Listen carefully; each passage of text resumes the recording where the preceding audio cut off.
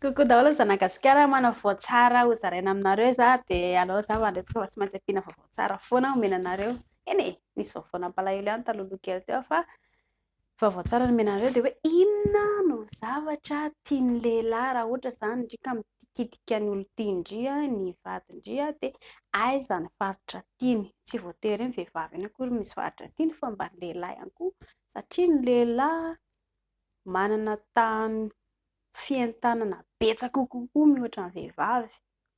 Dia aiza ny tiany voalohany? Eto amin'ny sofiny. Ny sofin'ny lehilahy zao raha ohatra ka hoe kitikitihan-dria na lolovan-dria dia mahatsiaro mangiritsina izy.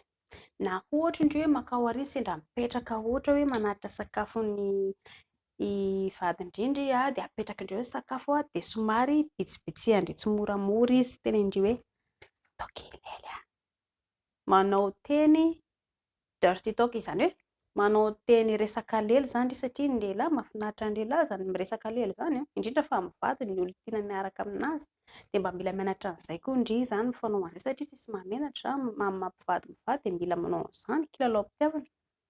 Vao maheno indry miteny an'izay fotsiny ilay izy jereo tsara fa tonga dia varina eo iray minitra eo tsisy iray segonda eo tonga dia efa madio ny vilia eny. Mbola misy sakafo hafa ary rehefa avy eo. Tandria izany. Dia aiza koa ny faritra manaraka hoe tian'ny lehilahy? Ny lela. Mbola averiko foana fa ilay mifanoroka tena hoe manala adi-tsaina aloha voalohany indrindra dia mitovy andry hoe mankafy zavatra. Rehefa mifanoroka ny olona dia ny lela ny olon-dehibe izany, ny mpivady rehefa mifanoroka dia ny lela no tsy maintsy ampiasaina.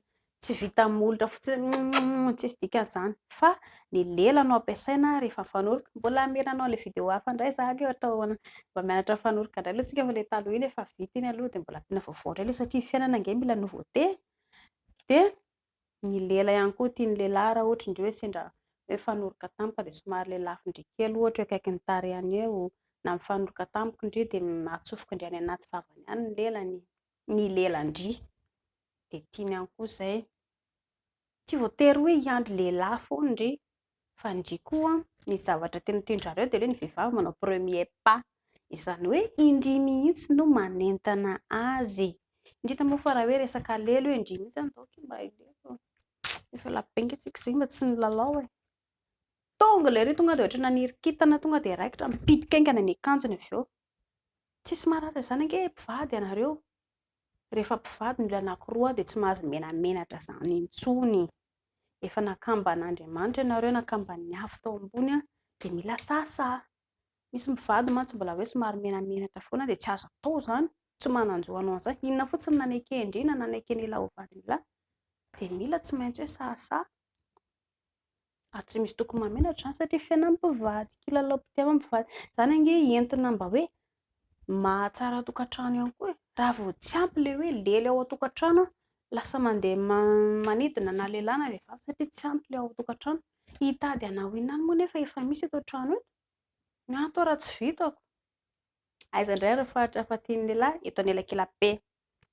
Ohatra hoe ramose mipetraka mijery télé dia indray izany manantona tsy moramora matory eo akaikiny ohatra hoe eto ambony kibony dia safosafony indray tsy moramora ny eto anelakelam-be eto rehefa misafosafo olona isika izany ny olon-tiantsika dia atao ilay ratsan-tanana no ampiasaina tsy moramora. Ohatra hoe ity ilay vatana dia somary ratsan-tanana ny lohan-tanana kely iny no atao tsy moramora. Izay tena hoe atao malaky be. Dia tian'ny lehilahy koa indray izao fa misafosafo ny anelakelam-be tonga dia mailaka be koa ilay iry hanokatra feno tohizatra any ambitibity iny eny. Tandria izany. Dia indray koa afaka hoe mikitikitika amin'ny lalao bibitiny eo tsy voatery hoe rehefa elely akory.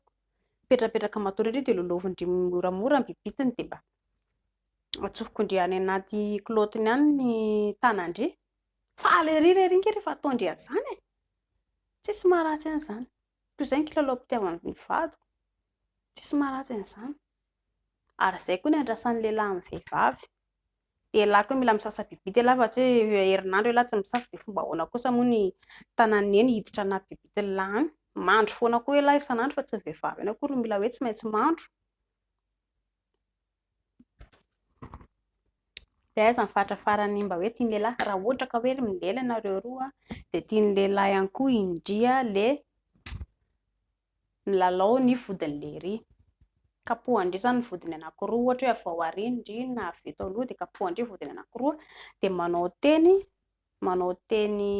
mba hoe te hilely zany.